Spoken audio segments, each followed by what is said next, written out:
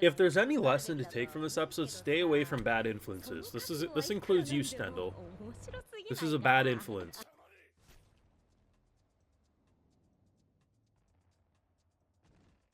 I mean, I didn't mean to take it that literally, but okay. So yeah, I was a little shooketh, to say the least, that apparently we got the answer of who Stendhal was a lot sooner. Now, pretty early into the episode, I was like, okay, I'm less on the likelihood that this is Mentor. I'm seeing enough Stain similarities, but I have many of questions. Like, one, Stain looks like a very different character in the main show. There's a lot of scars, so how is he going to get those scars? I'm thinking to myself, okay, well, we know, right?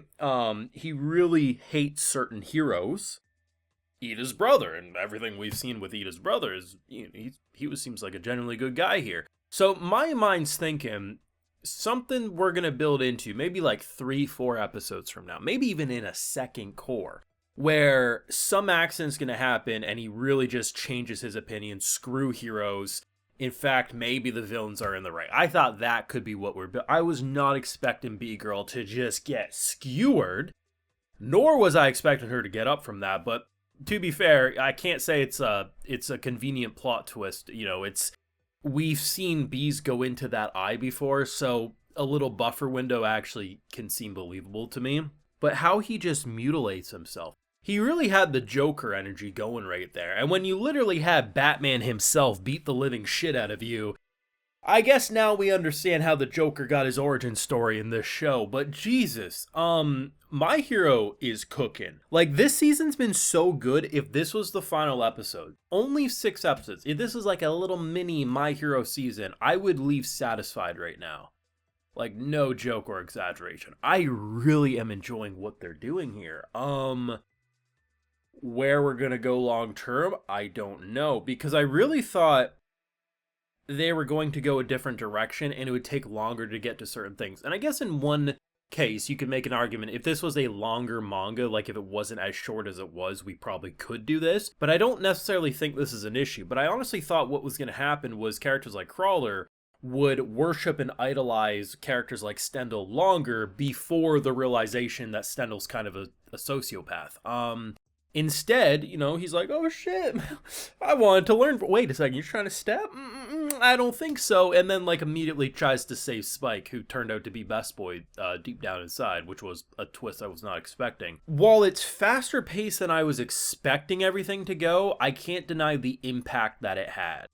And I gotta admit, the directing was top tier. It really was. And, it's hard to imagine where the show wants to go, because while it's definitely increased in bloodthirsty, bloodshed, enthusiasm, and enjoyment, it's very unclear where the final punchlines will go, because characters aren't behaving currently that we know of in the main show. They're not behaving in the ways that we're seeing here, and it has me really excited. But I think my favorite part, despite the excitement and the holy shit factor of just Stendhal turning into Stain, the birth of Stain, which, most people last week were under the assumption that was Stain. I was one of the few who was like, I could see mentorship going, right? Because the show's built around mentorship and passing the torch, and I thought really that's what they were going for, the hero killer Stain, he learned from villain killer Stendhal. So I don't think a lot of people are going to be shocked by the fact that he turned out to be Stain, but I think they're going to be shocked about the triggering moments, right? But as good as that stuff is, my favorite part was actually Spike. Now, I've liked Spike and his little band of misfits characters from the beginning, but I've never looked at them as, oh, they're best boys or they're great. Like, if they would have, prior to this episode, if you would have showed me them dead, which I knew we were building into, given the pictures, I'd be like, oh, that sucks for them. They didn't seem like evil people, they just seemed like misguided people, but I wouldn't have been shedding a tear. But to be honest, I was totally expecting them to kill Spike here, and I think I would have been deeply, deeply saddened. I wouldn't have been bawling crying, but I would have been sad. Mainly because the directing that they went about his character in relation to his friends. So they meet up at the hospital, and I love the idea that there's no bad influence here. His 2 friends, when asked, would you want to do the drug again? It's like, hell no, bruh. I flew and I nearly died. I would have to be an idiot to want to do that shit again. And immediately he's like, okay. The idea that he had a meeting with little Miss Psycho Bee and refused to bring his pals there. Now, he didn't know bringing his pals there would get them killed. He knew that bringing his pals there probably would have them doing the drug again. He was more interested in doing it, seemingly, but the idea that they had no influence, they had no interest in that lifestyle, and he purposely avoided bringing them. Immediately, that raised my respect for his character and made me say, okay, I know something bad's going to happen to you, my boy, but I respect that you're going out as an actual great guy. But the thing that sold me was the fact that he smashed the drug. Not only did he refuse to bring his friends who are recovering and clearly made it 100% clear there's no room for interpretation, I don't want anything to do with that lifestyle. He went to meet up with that woman who's all about that lifestyle by himself. And when Buddy's like ready to kill him and she's like, well, get going, he smashed it. He said, no, I'm going to fight as myself. I don't need performance enhancers. Now, he still would have lost, but I can really respect him in that moment, and I felt so bad when she used the bees. The fact that she forced him to take the drug. Like, it's just, she's such a bitch, but I absolutely love how they went about Spike's character. A character who I had no damn interest in, outside of, he kind of looks like a cool villain to fight. The fact that they not only reveal the birth of Stain, the hero killer, the fact that in an episode with something like that, which will arguably be the fan favorite part of the episode, I can literally dead ass come out of this episode saying my favorite part was how they redeemed and rejuvenized a kind of small time villain into someone who I legitimately hopes has a successful life long term. I still kind of expect him and his pals to get killed just because I don't trust this guy. But yeah.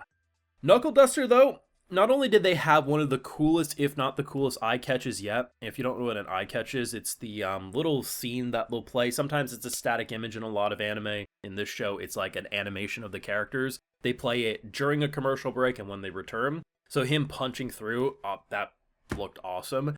But my boy drew the line and said, listen, I'm gonna kick your ass if you cross that line. And he didn't stutter, he didn't flinch, he just broke his face with a 1-2 combo, and I thought that was badass. I knew they were gonna build into Knuckle coming in, but boy does he have perfect timing. And just, the animation, the production, the whole damn package has me giddy, grinning ear to ear. Now, not as much as seemingly Stendhal, aka Stain, is, like his Joker cutting his face apart, but bloody hell, where are we going next? I don't know, but I am absolutely flabbergasted by not only how good this episode was, but how, despite fast pace everything felt, how it stuck the landing. And I'm sure this is exactly how it goes in the manga, but when I say fast-paced, it doesn't mean because they're adapting it poorly. I'm saying it's fast-paced because of how the story is. Yet I honestly think they did okay. Very excited to see where they go. Like I said, this could have been the last episode, 6 episodes only, and I would have been leaving the season a happy camper, but I'm so happy we still have another half left at least until we wait for the second season. You let me know your thoughts down below. What did you think of these amazing reveals? Probably the best episode? I don't even know anymore, but yeah, your thoughts down below. Leave a like if you enjoyed, subscribe if you're new around here, of course, ring that bell. Of course, I also have full live reactions over on my Patreon. If you want to support my work, see my full thoughts, going to be over there exclusively, of course. And hey, while you're over there, I'll also give you a video shout out. So today we got FF Fan 2003, Renee Villarreal, Bill Canada, Second City Kyle, Lucy S, Black Cat 19, Nick Howard, DYR, Extrash, Slazel, and we also have Isil Saldera. So I appreciate the support, everyone. Please take care. Y'all have a good one.